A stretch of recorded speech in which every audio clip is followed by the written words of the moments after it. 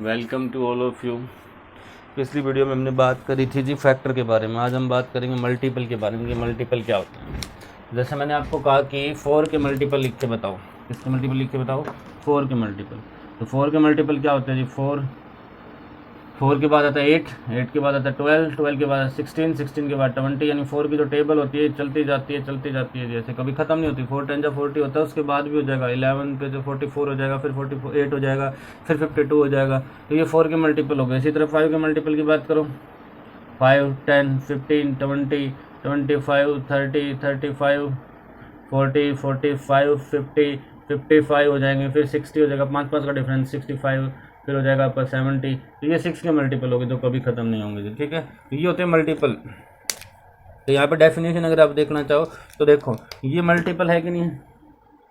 ये मल्टीपल है। ये है हमारा गिवन नंबर। अगर हम गिवन नंबर से डिवाइड करें, 4 को 4 से डिवाइड करोगे हो जाएगा, 8 को 4 से करोगे तो भी हो जाएगा, 12 को 4 से करोगे 3 पे चला जाएगा, 16 को 4 से करोगे तो भी हो जाएगा, 20 को 4 से करोगे तो भी हो जाएगा, 24 को करोगे तो भी हो जाएगा। यानी मल्टीपल क्या हुआ? मल्टीपल वो नंबर है जी जो गिवन नंबर से क्या हो जाते हैं? कंप्लीटली डिवाइड हो जाते हैं। मल्टीपल क्या है जी? वो नंबर है जो गिवन नंबर से क्या हो जाते हैं? कंप्लीटली डिवाइड हो जाते हैं। तो मल्टीपल की डेफिनेशन क्या बनेगी जी? लिखो आप, दोज नंबर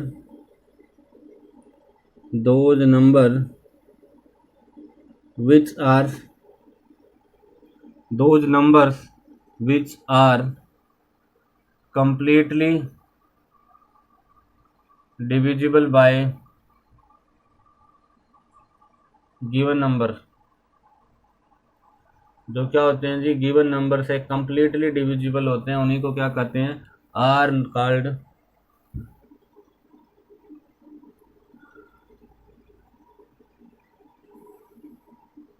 मल्टीपल। देखो फैक्टर क्या थे? जो गिवन नंबर को खुद को डिवाइड करते थे। दो number which divide the given number वो थे फैक्टर। लेकिन मल्टीपल क्या होंगे? वो खुद डिवाइड होंगे जी, which are completely divisible by given number. जो भी गिवन नंबर है उससे खुद डिवाइड होंगे तो वो मल्टीपल है। वो दूसरे उसी को कर रहे हैं डिवाइड तो वो फैक्टर है। समझ आ गई आपको ये बात? ठीक है। इसी तरह एग्जाम्पल आप लिख सकते हो, मल्टीपल ऑफ 4 आपको ये रहा, मल्टीपल ऑफ 5 ये रहा जी, मल्टीपल ऑफ 6 लिख के बताओ। मल्टीपल ऑफ 6, 6 के मल्टीपल बताओ क्या क्या बनेंगे? 6 बनेगा, 6 के बाद 12 बनेगा, 6 के बाद 12, 12 के बाद क्या होगा? 18, फिर 24, फिर हो जाएगा 30, फिर हो जाएगा 36, और इस हिसाब से चलता जाएगा। ये 6 के मल्टीपल हो गए। समझ आ गया आपको बात? तो मल्टीपल क्या होंगे जी? दो number which are completely divisible by given number are called क्या कहलाते हैं जी? मल्टीपल। ये मल्टीपल ऑफ 6 हो गए जी। आई होप आपको इतना समझ आ गया होगा जी। ठीक है, इसके बाद आगे देखो, अब हम कुछ एक प्रॉपर्टीज लिखेंगे जी यहाँ पे। ठीक है, हम क्या लिखेंगे? मल्टीपल की कुछ एक प्रॉपर्टीज। सबसे पहली प्रॉपर्टीज क्या है जी? जैसे हमने फैक्टर की प्रॉपर्टीज पढ़ी वैसे ही मल्टीपल की पढ़ेंगे। देखो 4 है, 4 का मल्टीपल है कि नहीं है जी। 5 का मल्टीपल है कि नहीं है जी। और 5 का फैक्टर भी था कि नहीं था। यानी जो नंबर खुद होता है, जैसे 10 का आपको निकालना है तो 10 का फैक्टर भी खुद 10 ही होगा और मल्टीपल भी क्या होगा? खुद ही 10 होगा। यानी कि नंबर इटसेल्फ, नंबर खुद अपने आप का फैक्टर भी होता है, क्या होता है जी? मल्टीपल भी होता है। तो पहली प्रॉपर्टी क्या होगी? एनी नंबर, कोई भी नंबर हो जी, any number is factor as well as multiple of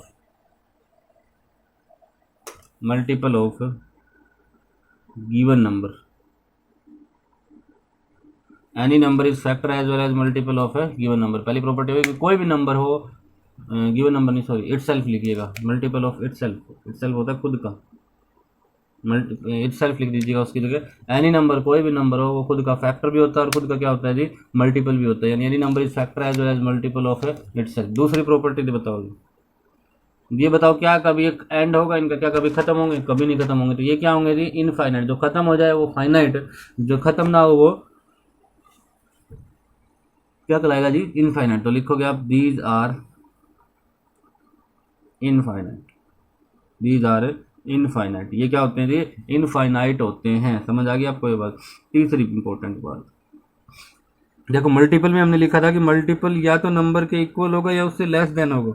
या तो मल्टीपल के जो फैक्टर के अंदर लिखा था सॉरी हमने, या तो फैक्टर के जो भी लिखोगे आप, या तो उस नंबर से आपके गिवन नंबर के इक्वल हो सकता है या फिर उससे छोटे मिलेंगे। लेकिन मल्टीपल देखो, या तो 4 के मल्टीपल लिख लो तो 4 या 4 से क्या है? सारे बड़े हैं। 5 के मल्टीपल लिख रहे हो तो 5 या 5 से क्या है जी? बड़े हैं। ठीक है, तो लिखोगे आप multiples of any number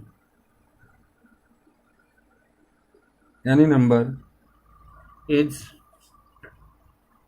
greater than equal to, बड़े होते हैं जी, ग्रेटर का मतलब बड़े होंगे, ग्रेटर देन इक्वल, इक्वल क्यों लगाया समझ आ गया, बड़े भी हो सकते हैं और बराबर भी हो सकते हैं। तो multiple of any number is greater than equal to given number, to given number.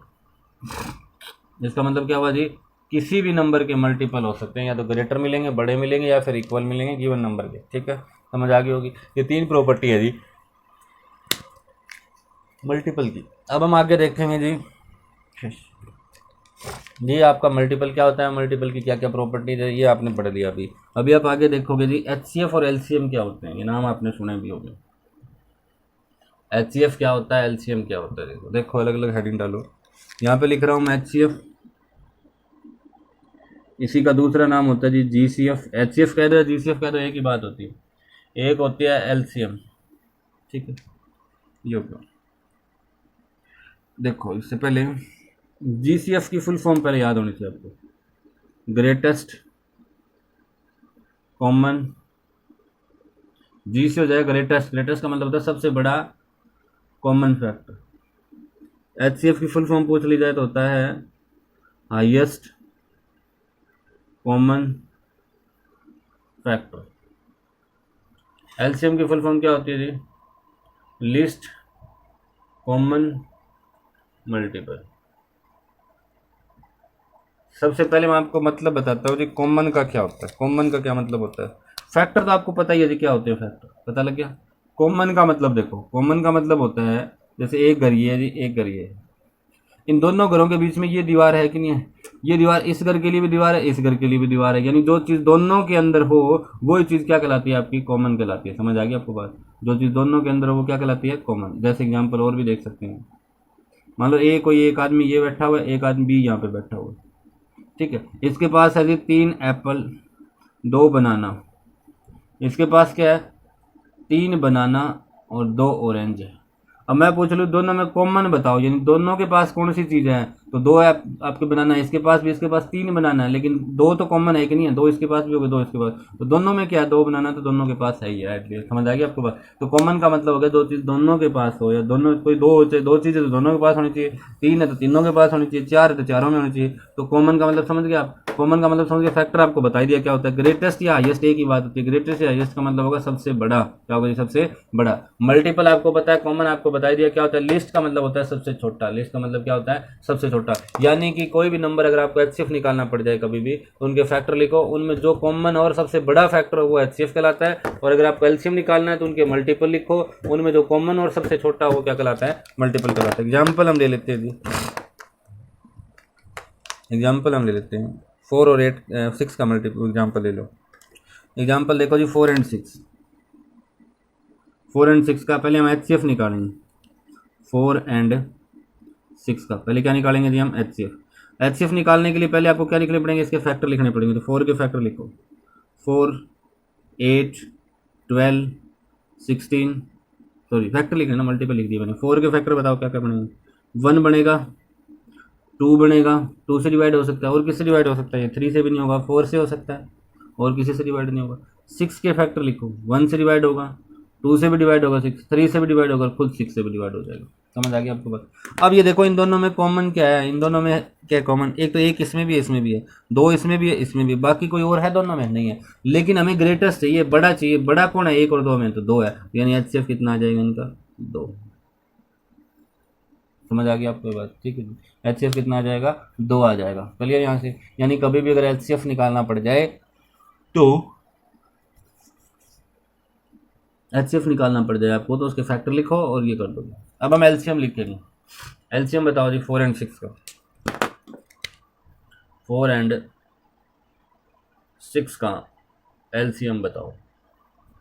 ठीक है, तो 4 एंड 6 का एलसीएम बताने लिए, एलसीएम का मतलब लिस्ट कॉमन मल्टीपल, तो आपको क्या लिखने पड़ेंगे, मल्टीपल। तो 4 के मल्टीपल लिखो पहले।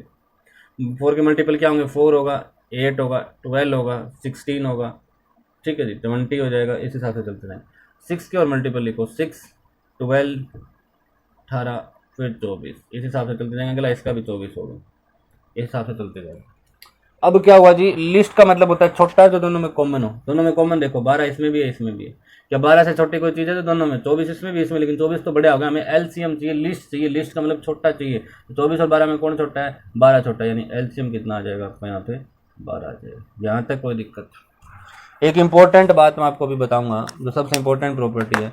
अब एक काम करो, देखो जो आपके पास नंबर दिए थे 4 और 6, नंबर क्या दिए थे 4 और 6, 4 और 6 की अगर हम मल्टीप्लाई करें तो कितना आएगा 24। 4 और 6 की मल्टीप्लाई करें तो कितना आएगा 24।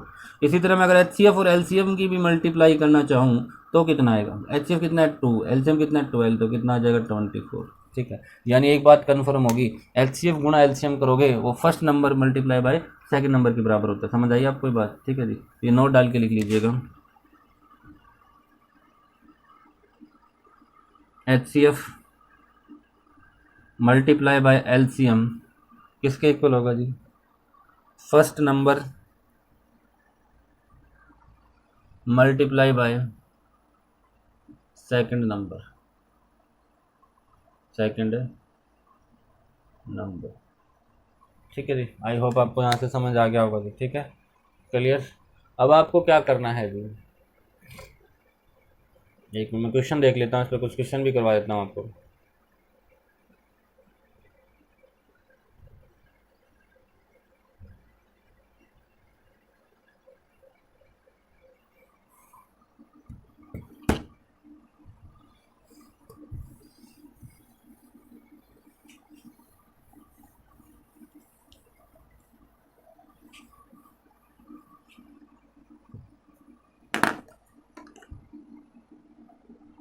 आगे देखिएगा जी,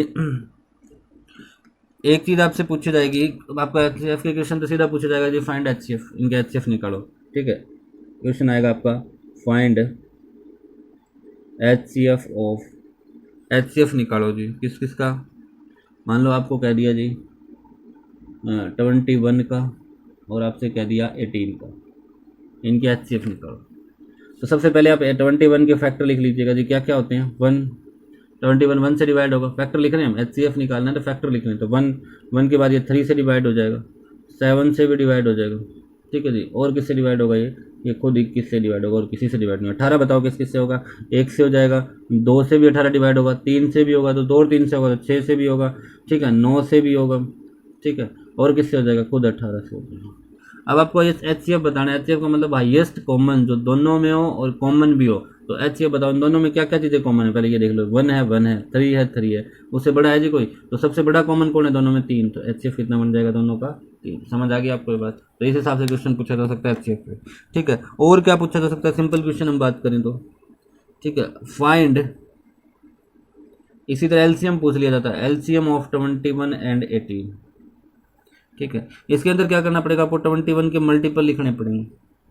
ठीक है, थोड़ा लेंथी हो जाएगा क्वेश्चन, 21 फिर 42 फिर हो जाएगा आपका 63 फिर हो जाएगा 84 फिर हो जाएगा आपका 105, इस हिसाब से चलते जाएंगे। 18 देखो, 18 36 54 72 90 108